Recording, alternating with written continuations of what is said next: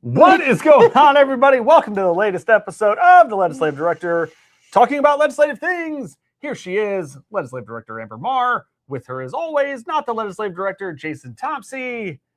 Amber, we've entered into week 4, but it's really week 2 Yes. of the Indiana General Assembly. So, a lot to cover. Things are picking up before, the first half ends. It's just going quick. So let's get into it. Yes. Legislative thing number 1. Here we go. Let's do it. What are we talking about? So we are going to review and update everybody on House Bill 1116. We like updates. Yes. Okay. Only if they're good updates. It is a good update. Okay, good. There was a small, I wouldn't even say hiccup. Okay. Just unexpected thing that happened. Okay. So I will go into that really quickly. House Bill 1116, as a reminder, is a virtual currency kiosk bill. Kiosks with an S. This is Representative McNamara's bill, but we've got Representative Meltzer, Teschka. I'm having the same problem again talking today. As I did last week, I was going to do better. I'm not doing any better. Representative Meltzer, Teschka, and Steuerwald are also on the bill. So if you remember, this passed out. No, it did not. It was heard only for a hearing last week. This week, they brought it back for an amended vote only. Yes. So no testimony. No. Just committee members talking about the bill and then voting on it. Yes. And I'm going to do a quick rundown of the amendments that were added. All right, let's Ready? do it. The customer service line that was in the bill from 8 to 10 p.m., it was amended so that it had to also be so that it would not be just from 8 to 10. It was 24 hours a day, 7 days a week. Okay. Okay. And the second amendment was that same customer service line has to be located in the United States. Okay. Okay. And I believe that both of those were Representative Andrade. Okay. The third amendment, now this is where it gets a little complicated, but we're going to go through it real fast. So last week during committee, the industry, so the operators, the kiosk operators had discussed how they wanted to separate out the customers into a new user customer and an existing customer. So Representative McNamara did piece those out, and the transaction dollar amount limits were increased. So now let's do this really fast. A new user is someone who has been using the kiosk for less than 45 days. Okay. And they have a transaction limit of $2,000 within 24 hours and $10,000 within 30 days. Okay. An existing user is someone who has been using the kiosk for over 45 days, and their limit is $4,000. I'm just double checking myself here. And $4,000 within a 24-hour period and $15,000 in a 30-day period. Okay. Now, going back to the new user, you also, after you become a new user, you can set up your account or your wallet, an account through the kiosk, and you then can do no transactions. You have to wait for 7 days to do any actual transaction. Okay. So when you go onto the kiosk, you create your account, however that is done, and then you cannot put any money into the machine to do any trading of anything. Okay. So you have to wait 7 days, and then you can do a transaction. This is also to put one more stopgap in the process, so that hoping someone will realize that if they are being scammed, that they will have those days to figure that out. Okay. Or also to deter the criminal because they can't get immediate cash. Can't from get that somebody. money right away. Yes. I'm trying to think if there's anything else in this bill that I'm forgetting. I think, the transaction fee. So if you remember, the bill had a 3% cap of the transaction fee. Yes. In the bill, this did go up to 15%. During committee, there was a lot of discussion, whether they should leave it at 3%, whether they could maybe do 5%, should they go to 10%, et cetera. I would anticipate that that's something to watch. They did not actually change it in committee, but they are going to keep talking about it. So wanted to also throw out that there was a fourth amendment. They amended the amendment So I won't go too far into it. Okay. But basically what the amendment was going to do is it would allow Department of Financial Institutions to not only charge $1,000 for the licensure of the operator, it was going to charge $200 per kiosk to set up. Now, the reason why they did that is because there is essentially about 9 to 11 operators. So that would only be $9,000 to $11,000 for licensure for somebody to go out and inspect all of these machines. Oh, that's okay. So they were trying to gain a little bit more revenue so they could have a dedicated person to actually monitor these kiosks across the state. That makes sense. So they stripped that language out because they didn't want to get it. They didn't want the bill to be recommitted to Ways and Means because of such little time that we have. Unfortunately, we did strip that out to put it back in later, and it's still it passed out of the committee. I believe it was 11-0. Okay. And we were hoping that it would be on seconds shortly, and instead it was recommitted to Ways and Means. So off to Ways and Means we go. Yes. Now, I was worried. Representative McNamara is like, you know what, we're gonna do it. We got it. And so it is on the calendar. What am I doing here? That's not what I wanted. It is on the calendar for Ways and Means on Wednesday. Is it Wednesday? Yes, Wednesday? January 21st, Wednesday at 1:30. Okay. And it's amend and vote only. Okay. So that means no testimony. All you that are paying attention to this, keep an eye on House Ways and Means Committee on Wednesday, where that bill, House Bill 1116, is going to be heard again, and we'll see how that goes. I just want to give a huge shout out to our legislative team who was here on Monday. We worked House Bill 1116. Did I just take the words out of your mouth? Always. Sorry, then you go. No, we're good. She's right. Shout out to the legislative team. They were here. They worked hard. Look at them planning and getting ready to talk to legislators at the State House. That's some of our team members there. Serious biz. Not messing around. This is the not messing around crew. Okay. And then, talk about this one here. I wanted to shout out to Representative McNamara. She did come over to our office to speak with our volunteers on Monday. She answered a lot of questions from them. Yes. And we are just very grateful for her time. Her days are very busy, but she was able to pop over and we were able to sort of give her all the support and just wanted to say thank you. Yeah, appreciate her coming by. And those of you that are listening to this, go check this out on the YouTubes and you can see what pictures we're talking about. Because it's good stuff there. Okay. Well, that's thing number one. Let's now move on to thing number two. Amber, we're getting into some little bit of housing here. Yes. Let's touch base on a little housing discussion. So House Bill 1001.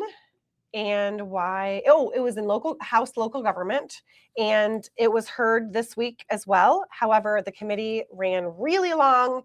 Representative Miller, thank you so much for being the author of this legislation.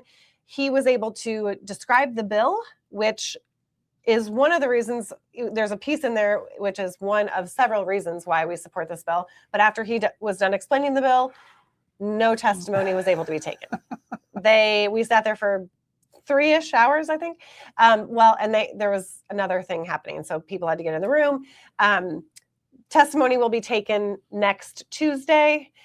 But all in all, House Bill 1001 broadly aligns with our emphasis on housing choice, aging in place, and affordability by authorizing accessory dwelling units. ADUs. Yes. Obviously, we believe that these living quarters can help boost homeowners' income or provide flexible living arrangements to meet the needs of older families, loved ones, family caregivers, etc. There is a caveat on the bill where counties can opt out.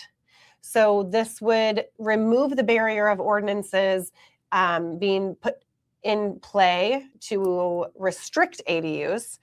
But if they have a really good reason as to why they will not allow it, or why they might already have an ordinance on the books that does not allow ADUs, they do have to submit something that says why they're not doing it. Okay. But hopefully this will just be one more tool that maybe communities can see how it goes before really hitting that opt-out. But The other thing that I wanted to say is House Bill 1001 also enables compact infill, gentle density, reduces parking and design mandates. That obviously falls into our transportation and livability space. It limits fees and speeds up approvals, which is assists with streamlining and predictability, all of which lower development operating costs and expand age-friendly housing options for older adults on limited incomes. I think the whole point of this bill is to lower costs, allow more availability and affordability, and we're really hoping to get this across the finish line. But it was just heard in committee, no vote was taken. More testimony will be next week, and hopefully a vote will go out. Stay tuned so that you can actually, see what's going on with that bill. Next week, you'll actually get to see her testify rather than just talk about what she would have said. You'll actually get to see it live. The other thing that we got going on that's in the housing space is around some property taxes. Obviously, we worked pretty heavy on property taxes last year. Yes. I just wanted to say thanks again to Representative Doug Miller, Representative O'Brien, and Representative Isa. Appreciate their work on this efforts. Yes. Senate Bill 163, various property tax matters. Yes, here we go. There's kind of one specific thing that we're looking in there, or a couple. Two things that it's a big bill. Yeah. It has a lot in it. Okay. But what is it? We were able to support two pieces in this bill. It was the Affordable and Workforce Housing Tax Credit and the requirement for the Department of Local Government Finance, or DLGF, to develop and provide to each county a standard internet user portal through which taxpayers can make property tax payments at least on a monthly basis. Love to hear it. Which is something that we brought up last year. Yeah, for those of you that were around last year when we were doing a lot of property tax stuff, that's something we were talking about. Absolutely.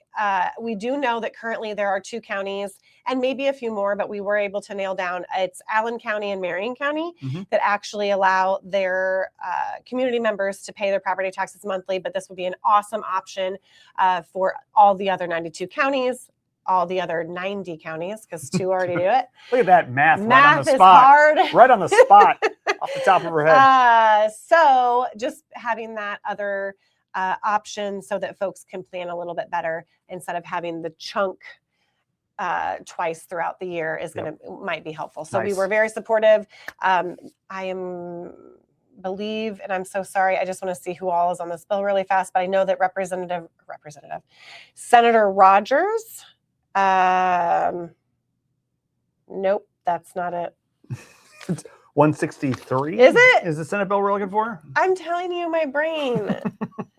Everything it is, yes. Oh, and Senator Buchanan. Okay. Thank you. Yes. Awesome. Senate Bill 163, various property tax matters. All righty. Okay. And that passed. Passed out of committee? I'm pretty sure. We're going to see. We're going to confirm that for you right now. That was this one. Yeah, that one right there. For those of you that are listening, we're looking some things up on the interwebs. Looking at some things on the interweb. It did pass. I just don't know the vote. Okay. I'm sorry. Just trust us on this, okay? Why isn't it listed there? I don't know. Maybe it didn't. Uh-oh. No, I mean, like they might have held it. Do you know what I'm talking about? I know what you're talking about. I'm sorry. Okay. Look, this week, oh my gosh, it's been... I said that last week. I think I'm going to be saying... We're going to say that every week. No, I'm going to actually not say it. Okay, next week? It's been a very productive week. You know, it's been lovely. Okay. Okay. All right. I will let you know about Senate Bill 163, but I'm pretty sure it passed. Stay tuned on that. Now let's keep it rolling. Let's move to thing 3. Now, this is going to be a broad overview of several bills. Specifically, are kind of like around some medical debt. Yes. In particular. This will be very quick because we're still in a lot of conversation. But House Bill 1051, exclusion of medical debt from credit scoring. House Bill 1271, payment of health claims, which is around sort of, again, some information that needs to be put out for folks to know that there's a payment plan or charity care available through hospitals. Just, again, trying to make sure that folks that might be accumulating medical debt know what hospitals have available for individuals that can't pay immediately out of pocket. Senate Bill 85, healthcare debt and costs, which we testified on in December, has not been brought back, but we anticipate that it will be next week because we're still, all of these bills, we're kind of talking about them to, I'm going to guess eventually everything's going to be in one. Yeah. These are all over the place because Senate Bill 197, which was also heard this week, around garnishment and how much money can be garnished from someone's paycheck for debt. All of these things are being discussed. So I want to just say we're in the middle of a million meetings. I don't know what this looks like. None of them did they take a vote on this week. No, Okay. It just was all testimony because we know things have got to be discussed. All right. So that was a lot of bills. The only one besides was Senate Bill 85, which had already been heard, did not come back for a hearing this week. All the rest of them were heard this week. Look, the exciting thing about this is that there's several pieces of legislation that are all moving Yes. currently or in the process of moving about these issues. And medical debt is very important. I think I've mentioned the report that we did. If not, I can bring it up again because I don't have it in front of me. I actually gave it to one of the legislators in that committee that I had in my folder. That's why she carries stuff around in a folder. Well, because it talked about individuals, aging Hoosiers who have debt, medical debt, and what they have to make choices on. And so it was more of a survey, but also kind of a report as to what people, how they feel when they have medical debt, what they have to give up, how they live their lives. Do they continue to get medical care? It's a really good one. Awesome. So, well, good work there. Yeah. We're now rolling into thing number 4, and this is where I tell you guys you have homework. This is homework time. You don't have your... Yeah, like it's because I'm serious. I just left the glasses off the entire time this time. I know we did not put our glasses on. It's because no spectacles. I can't see you. Yeah, I don't see what's going on ever. So the first thing is we've done. There's a lot of good stuff now around the crypto kiosk fraud. We got some videos up there. We want you to hit up our YouTube page where we got a video with. There you go. There's where you need to go to get to our YouTube page. It's youtube.com/@AARP Indiana. That'll get you there. Highlights the importance of why we need to pass this legislation statewide. We hear from our friend Detective Van Cleve from Evansville. Representative McNamara is in there. We got, look, it's got good stuff. There's a great voiceover in that video. I encourage you guys all to listen to it and listen closely. You might hear somebody you know, but we'll see. But I encourage you to watch that. Also on our Facebook page, you're going to see we got some more things from Detective Van Cleve. We got Representative McNamara there. There's a lot of good stuff coming soon. We're going to have kind of an anatomy of a crypto ATM fraud. So just go check those videos out. Like them, all that stuff. And of course, always like and subscribe to our YouTube page and all that fun stuff. And then also still encouraging you to go to aarp.org/IN crypto fraud, add your name to that petition. You could also watch one of those YouTube videos right there on that page. You can watch the video, add your name to the growing list of Hoosiers that are standing up against this kind of fraud. So there you go. And what's up? I know what else? I just want to say thanks to Detective Van Cleve because he is still paying attention. Since this committee was amend and vote only, he wasn't in person, but he was online watching. That's shout out to him. Shout out to all of you. Amber, anything else? Nope. I was trying to think if there was. Deep breaths. There's not. Made it through. But next week, last week of committees. That was quick. We're going to be watching. We have 2 other bills that we're kind of working on. Not just 2 other, but 2 other bills that we have specifically been engaged from adding language and not just as they've been filed. And so we're going to have more of an update as to what might be coming down the pike. Awesome. Yep. Well, good work, Amber, again this week. Appreciate you, Anna, behind the scenes. Yes, thank you, making Anna. things happen. Appreciate all of you for hanging with us. And we will see you next time on the Legislative Director, talking about legislative things. See you then.